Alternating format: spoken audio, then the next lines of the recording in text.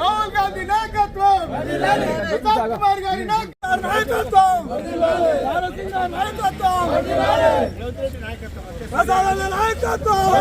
ప్రశాంత్ కుమార్ గారి నాయకత్వం,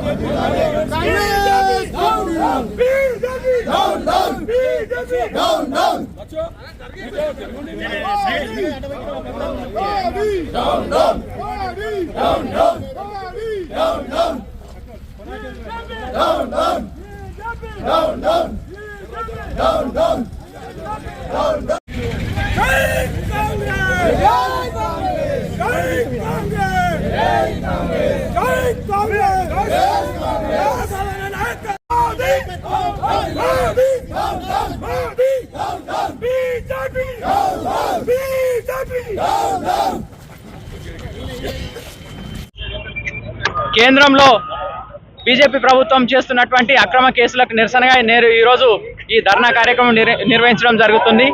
national Herald అనే పేపరు ఆనాడు స్వాతంత్ర ఉద్యమం జరుగుతున్న సమయంలో భారతదేశ స్వాతంత్రం కోసం ఆ పేపరు స్థాపించడం జరిగింది.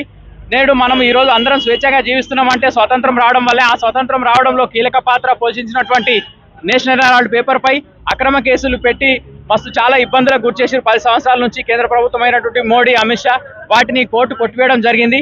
ఇప్పటికైనా కేంద్ర ప్రభుత్వం బుద్ధి తెచ్చుకొని అక్రమ కేసులు మానేయాలని తెలియజేస్తూ ఇప్పటికన్నా మళ్ళొకసారి అక్రమ కేసులు పెడితే ఖబర్దారని తెలియజేస్తూ ఈ అవకాశం ఇచ్చిన పెద్దలకు ధన్యవాదాలు. ఫ్యామిలీకి సోనియా గాంధీ కానీ రాహుల్ గాంధీ కానీ ఈ రోజు వాళ్ళ పైన ఏదైతే కేసులు బుక్ చేశారో ఈ మోడీ గారు ఏదైతే తక్షణం వాళ్ళ ఫేవర్లో ఏదైతే సోనియా గాంధీ ఫేవర్లో కేసు వచ్చిందో ప్రధానమంత్రికి రాజీనామా చేస్తే అది కరెక్ట్ అని చెప్పేసి ఈరోజు కాంగ్రెస్ కార్యకర్తలు కానీ ప్రజలు కానీ కోరుతుండ్రు. కాబట్టి ఇది ఏది ఏమైనా సరే మంచి పద్ధతి కాదు, ఒకరి మీద ఒకరు కేసులు బుక్ చేసుడు.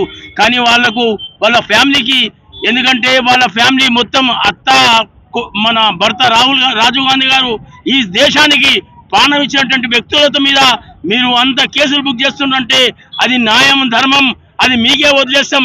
ఎందుకంటే ఊ అంటే ఒకటి అంటారు, ఊ అంటే మేము రాముని దగ్గర పోతామంటున్నారు. మీరు పోయే రాముని దగ్గర పోయేటప్పుడు మీ ఛాతి మీద ఆలోచన చేసి మీరు పోండి.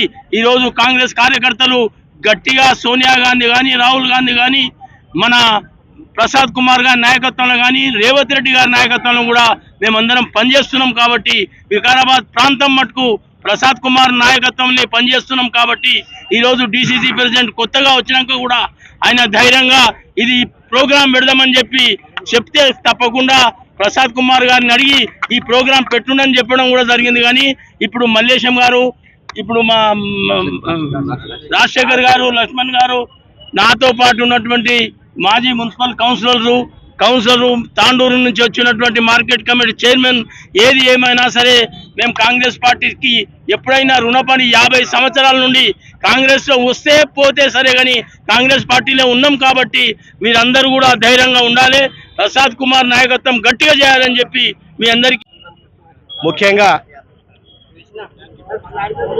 వికారాబాద్ జిల్లాలో ధర్నా కార్యక్రమానికి మొట్టమొదటగా డిసిసి అధ్యక్షునిగా నా ఆధ్వర్యంలో జరగడం, మరి ఈ కార్యక్రమానికి ఇక్కడున్న సీనియర్ నాయకులు, మరి తాండూరు నుంచి వచ్చిన వికారాబాద్, తాండూరు, పరిగి, కొడంగల్ నుంచి వచ్చిన జిల్లా నాయకులు ప్రతి ఒక్కరికి పేరు పేరున పత్రికా సోదరులు, ప్రింట్ మీడియా సోదరులకు కూడా ప్రత్యేక నా యొక్క హృదయపూర్వక ధన్యవాదాలు. ఈరోజు ఈ ధర్నా పెట్టడానికి ముఖ్య ఉద్దేశం ఏంటంటే నేషనల్ హెరాల్డ్ అనేది జనాలకు చాలా తెలియదు, ఇదేందో అనుకుంటున్నారు. నేషనల్ హెరాల్డ్ అనేది ఒక పత్రిక. 1938లో ఈ పత్రికను స్థాపించారు. ఆ రోజు ఈ పత్రికను స్థాపించిన వాళ్ళు ముఖ్యులు నెహ్రూ గారు, సర్దార్ వల్లభాయ్ పటేల్ గారు, మరి చాలామంది పెద్ద మనుషులు ఉన్నారు దీని వెనకాల. వాళ్ళందరూ మన భారతదేశానికి స్వాతంత్రం రావడానికి కారణాలు, అందరూ కష్టపడ్డారు. ఈ కష్టపడిన ఫలితాన్ని మనం ఉద్యమాలు చేస్తున్నాం. ఈ ఉద్యమాలను ప్రజల్లో తీసుకువెళ్ళాలంటే మనకు ఒక పత్రిక కావాలి అనే ఉద్దేశంతో ఆ రోజు వాళ్ళు స్థాపించడం జరిగింది.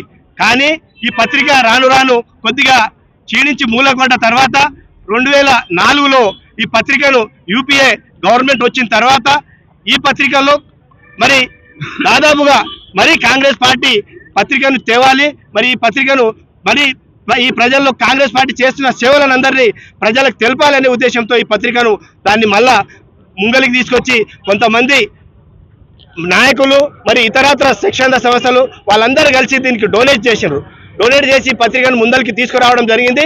అప్పటి నుంచి ఎప్పుడైతే 2014లో కేంద్రంలో బీజేపీ ప్రభుత్వం వచ్చిందో ఆ రోజు నుంచి ఈ రోజు వరకు కూడా సోనియా గాంధీని మరి రాహుల్ గాంధీ గారిని, ఎందుకంటే ఈడీలు మరి సిబిఐ కేసులు పెట్టి హరాస్మెంట్స్ మనం ఎన్నోసార్లు ధర్నాలు కాంగ్రెస్ క్యాడర్ ధర్నాలు చేయడం జరిగింది.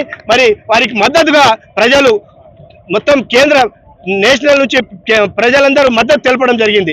ఏంటంటే వాళ్ళకి సిబిఐ ఈడీ తప్ప బీజేపీలకు వేరే దొరకదు.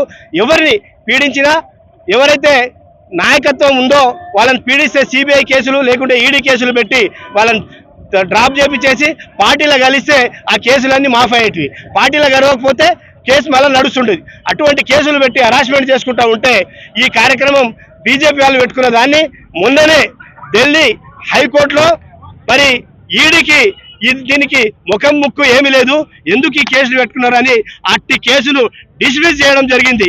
ఇది బీజేపీ ప్రభుత్వానికి, మోడీకి, అమిత్ షాకు చెంపపెట్టు లాంటిది. వారు వాస్తవంగా ఈ కేసును డిస్మిస్ చేసినాక సుప్రీంకోర్టు ఎప్పుడైతే హైకోర్టు డిస్మిస్ చేసిందో దీని తర్వాత వాళ్ళు బీజేపీ నాయకత్వం మోడీ గారు రాజీనామా చేసి బయటికి రావాలి, మరి ప్రజల తీర్పును కోరాలి. ఏదున్నా మొన్న అమిత్ షా గారు పార్లమెంట్లో కాంగ్రెస్ ఏది చేస్తే దానికి మేము యాంటీ చేస్తామని చెప్పడం ఎంత వరకు సమంజసం? ఏది చేసినా కాంగ్రెస్ పార్టీ ప్రజలు ఉండి ప్రజల మధ్యకి వెళ్ళి ప్రజలను సేవ్ చేసుకుంటూ ప్రజల సేవ చేసే పార్టీ కాంగ్రెస్ పార్టీ.